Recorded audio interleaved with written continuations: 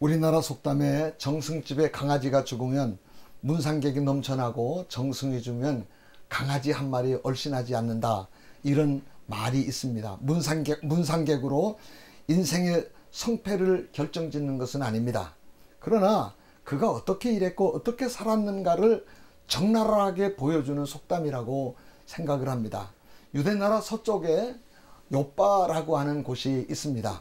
그곳에 다비다라고 하는 여인이 세상에서 살다가 죽었습니다. 주변 사람들이 시신을 깨끗이 씻어서 다락에 눕히고 루따 지역에서 사역하고 있는 베드로를 초청했습니다.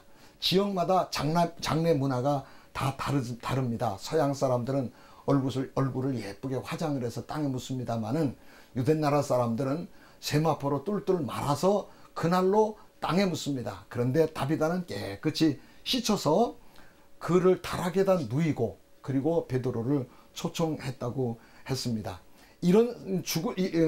이런 사람들이 죽은 다비다를 깨끗이 다락에 누이고 베드로에게 울면서 살려달라고 떼를 썼다. 그렇게 이야기를 합니다. 대통령이나 영부인이 죽어도 이렇게 울지 않습니다. 영웅이나 호걸이 죽어도 이렇게 우는 사람이 없습니다. 더구나 살려달라고는 하지 않습니다.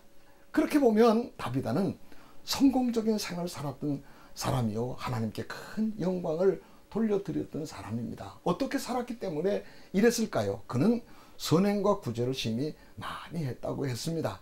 선한 일말로 하고 살았다는 얘기입니다. 사람은 죽어야 그 인물을 제대로 평가할 수 있습니다. 아무리 대단한 사람도 죽으면 다 포기하고 맙니다. 그런데 다비다는 주변 사람들이 포기하지 않았습니다. 왜?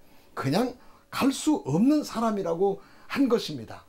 다비다는 죽고 나니까 이 사람들은 이대로 죽어서는 안 된다고 한 것이죠. 신분이 고귀해서가 아닙니다. 그가 재물이 많았던 것도 아닙니다. 학문이 대단한 것도 더더군 아니었습니다. 친구래야 과부들 뿐이요, 가장 평범한 사람이었습니다. 그런데 선하게 살았습니다. 악한 세상에 선하게 사는 게 바보처럼 그리고 모자라는 것처럼 보일 수도 있습니다. 그러나 선하게 산 것만은 영광스러운 생애를 만들어가는 것입니다. 명예도 인기도 돈도 세상 것도 다 소용이 없습니다. 선하게 산 것만 멋진 생애를 만들어가는 겁니다. 베드로가 다비다의 집에 와서 보았습니다. 그랬더니 과부들이 울면서 다비다가 살아있을 때 만들어준 겉옷과 속옷을 보여주는 거예요. 다비다 주변에 모여든 게 과부들이 참 많았습니다. 다 과부들이었습니다. 그걸 보면 아마 다비다도 과부였을 것이라 그렇게 생각을 합니다. 자신도 부유하지 않지만은 가난한 과부들을 볼 때 손수 옷을 만들어서 그들의 그 어려운 부분들을 도왔던 것입니다. 부자가 되어야 돕는 거 아닙니다. 또 뭘 있어야 나누는 것 아닙니다. 나누는 것이 삶이 되어야 나눌 수 있습니다. 다비다는 자신이 가진 것들을 많은 사람들에게 나누었습니다. 좋은 것이 아닐 수도 있습니다. 어쩌면 다비다는요, 70평 100평 안에 고급 빌라는 꿈도 못 꾸어보았을 겁니다. 그는 수천억 하는 비자금 소리는 있는 줄도 몰랐을 것입니다. 그런데요, 그렇게 자기의 작은 것이지만 서로 다른 사람들에게 자기의 마음과 함께 나눌 수 있었습니다. 이렇게 살다가 죽으니까 그것들을 함께 나누는 사람들이 베드로를 초청해서 울면서 이대로 보낼 수 없다. 그렇게 말을 한 것입니다. 그녀가 찾아서 섬기고 나눈 사람들이 갚을 수 없는 사람들이었고 되돌려 받을 수 없는 사람들이었는데 그들을 섬기는 게 이렇게 아름답고 고귀해서 그들이 이 다비다를 놓을 수 없어서 울고 매달렸던 것입니다. 세상을 살면서 마음에 더욱 새록새록 다가오는 것은 좋은 이웃이 귀하다고 하는 것입니다. 좋은 이웃과 함께 사는 게 그렇게 소중할 수가 없습니다. 요새 말로 다비다가 노벨상을 받은 것도 아닙니다. 그가 노벨상을 받았더라면 감히 가까이 할 엄두도 못 낼 것이었습니다. 그녀가 30대 재벌의 총수였다면 누가 감히 가까이 갈 수 있었겠습니까?